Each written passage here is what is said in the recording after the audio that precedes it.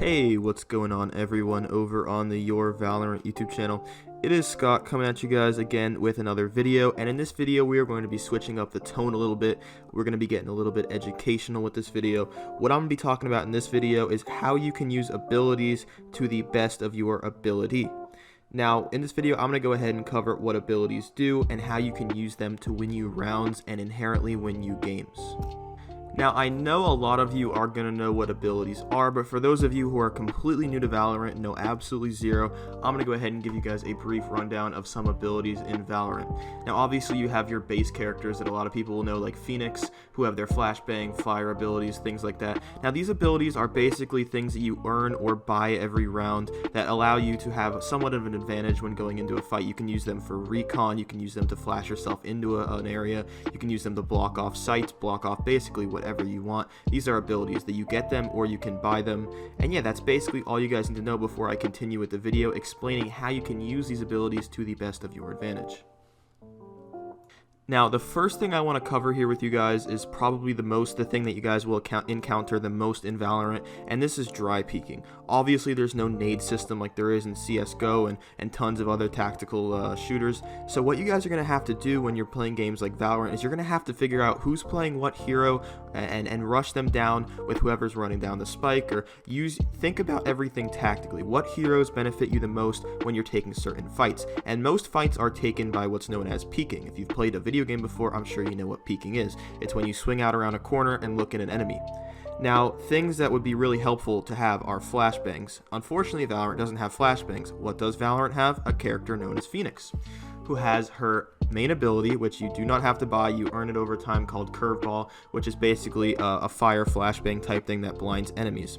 Now I'm going to go ahead and cut to a short clip of me explaining in a CSGO lobby how to use Phoenix to get yourself entry frags, peek off corners, do not dry peek. That's basically what I'm going for, you guys. I'm going to roll the clip right now. Alright, so here we are, guys, in a good lobby of CSGO, and now what I was talking about before as far as dry peeking goes. Okay, so basically, if I were pushing long on Dust 2, I would come out here and peek this guy like this, right? This is what's known as dry peeking. I don't have any nades coming in from teammates, I don't have any support, I'm just peeking all by myself. Now, the concept behind rushing a Phoenix down the whatever bomb site you're bringing to is obviously, in a good, any good teammate would throw this flash for you, flashes the guys over there, and, does its job.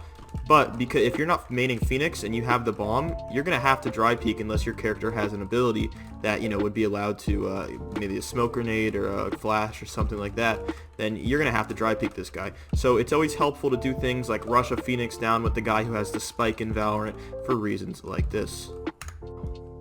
Now, the next thing I'm going to go ahead and cover with you guys is how you can take bomb sites and not get bomb sites taken from you. And I believe the best character to do this is with Viper and her signature ability, which is known as Toxin Screen. This has been shown off a lot. A lot of people are playing on maining Viper, so I'm sure you guys know about this. She essentially puts out a long wall of Toxin that basically blocks off things, damages enemies. Now, I heard a few pros, including Summit, talking at a Discord call the other day when the Valorant, with all the gameplay was being shown. I'm sure you guys saw that. And they basically talked about splitting bomb sites. So what they would do is they would have their Viper throw down her Toxin Screen, they would pick left or right, and they would just all rush down that one bomb site as it would cut off the enemy team to the other half of the bomb site. Usually they would pick the half of the bomb site that the enemy team is not on.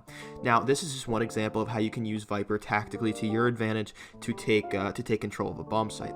Now I'm going to go ahead and flip the perspective to if you are the one defending a bomb site. If you're a Viper, you can use her main if you have recon from someone else like Sova or whatever, that you are going to be pushed by some enemies at your bomb site. You can go ahead and use your Viper to throw up a poison wall that will essentially block off the main entrance and force them to go around unless they want to take significant damage trying to get through your wall. So that's just one example, but I'm sure there are tons more that you guys can figure out if you just think about it. Think along this line of reasoning as to how to defend and take bomb sites using these abilities. Because honestly, guys, if you're not using these abilities as soon as it drops, you are going to be so far behind the meta, it won't even be funny. I mean, if you plan on playing this game competitively, competitively in a team, you're going to have to spend hours sitting in Discord calls, TeamSpeak calls, whatever, figuring out what tactics and how to develop a meta around the characters you guys are good at playing at. Now guys, I'm going to go ahead and go over one more tactic slash way you can use some abilities to your advantage before this video goes ahead and ends. I'm going to be talking mainly in this portion of it about the Sage character and how to best utilize her healing abilities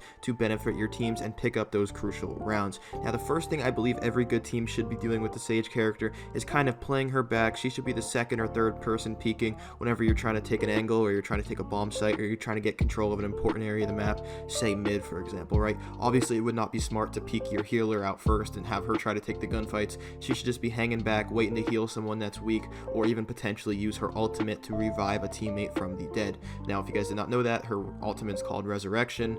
And yeah guys, so that's all I wanted to talk about. It's been a quick video, but I promise we will be coming out with more of these educational type videos as we get closer to launch, and I have more gameplay to analyze for you guys and bring more about. Now we only did cover about 3 characters in this video. I want to cover all the characters, so if you guys want me to cover a specific character, let me know down in the comment section below. I will do my best to read those and see what characters you guys want covered and how to use their abilities to best benefit you and your team come the release of Valorant. So yeah guys, it's been Scott. I will see you guys in the next one. Peace.